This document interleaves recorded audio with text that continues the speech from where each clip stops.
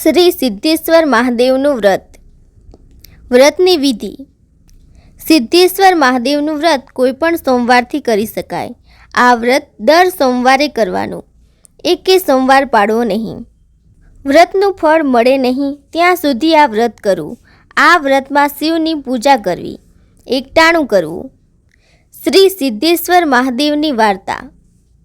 એક મુનિના આશ્રમમાં કેટલાક ઋષિઓ અને એ આશ્રમમાં કેટલાક શિષ્યો ભેગા થયા છે. તપસ્વી મુનિઓ ઊંચા આસને બિરાજમાન છે.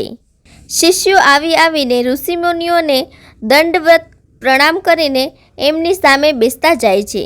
બધા શિષ્યો બેસી ગયા પછી કેટલાક શિષ્યોએ તપસ્વી મુનિને પ્રશ્ન કર્યો, હે મહાતપસ્વીઓ, આપની આજ્ઞા હોય તો અમારે તમને એક પ્રશ્ન પૂછવો છે. મહાતપસ્વીઓ બોલ્યા, હે મુનિગણો, ખુશીથી પૂછો, અમે તમારા પ્રશ્નનું નિરાકરણ કરીશું. હે ગુરુજી, આ મૃત્યુલોકમાં એવું કયું વ્રત છે કે જે કરવાથી મનની આશાઓ ફળે, ઈશ્વર ભક્તિ થાય અને જીવનના અંતમાં મોક્ષ મળે? શિષ્યગણનો આ પ્રશ્ન સાંભળી તપસ્વીઓ વિચારમાં પડી ગયા. થોડીવાર મનમાં કંઈક ચિંતન કરી બોલ્યા, આપણે જોઈએ છીએ કે આ દુનિયામાં જુદી જુદી જાતિના લોકો પોતપોતાના કર્મને કારણે દુઃખી થતા હોય છે તથા અનેક પ્રકારના આધિ, વ્યાધિ અને ઉપાધિમાં પડે છે. આનાથી તેઓ સદાય ઘેરાયેલા રહે છે. આ સંસારના વિવિધ દુઃખોમાંથી મુક્તિ મેળવવા, એનો નાશ કરવા તથા સુખ સંપત્તિ પ્રાપ્ત કરવાનો એક સરળ ઉપાય છે અને તે છે શ્રી સિદ્ધેશ્વર મહાદેવનું વ્રત. હે મુનિવર, આ વ્રત શી રીતે કરાય તે અમને જણાવો.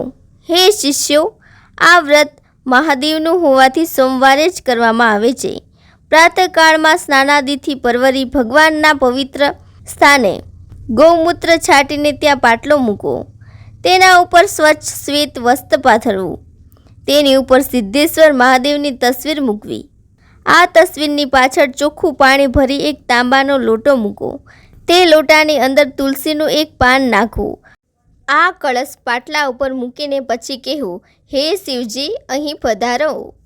પછી આ પાટલા ઉપર કળશ આગળ શુદ્ધ ઘીનો દીવો કરવો. પછી દીવા આગળ એક રકાબીમાં મગફળીના દાણા અને ગોળ પ્રસાદી તરીકે મૂકો. આ પ્રસાદીના 2 ભાગ પાડવા અને એક ભાગ વાટકામાં લઈ તે વાટકો કળશ પર ઢાંકી દેવો. પછી સ્થાપનાની આગળ પલાઠી વાળીને બેસો. પછી સિદ્ધેશ્વર મહાદેવની કથા વાંચવી.